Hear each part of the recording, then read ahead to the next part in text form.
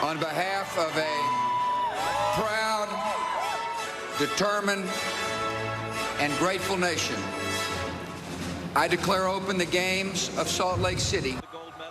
It has been touted as one of the most successful games in Olympic history. Nearly 20 years ago, Utah welcomed the world to the 2002 Winter Games, lighting the fire within. It's been a long time, but today, Salt Lake City, Utah committee for the Games met in person. This is the board deciding on whether Salt Lake City will bid for the Winter Olympics in 2030 or 2034.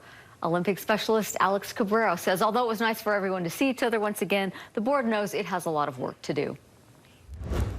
The U.S. Olympic Committee has already said that Salt Lake City will be its next Olympic bid city. The question, though, is which one? Since our venues from 2002 are still in good shape, the committee says we're ready for either one.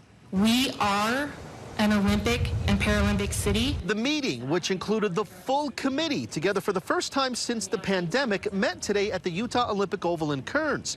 Probably the biggest issue in going for 2030 is Los Angeles already has the 2028 Olympics.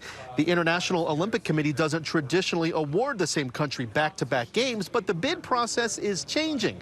For example, the IOC awarded Paris and Los Angeles the 2024 and 2028 Summer Games at the same time. That usually doesn't happen.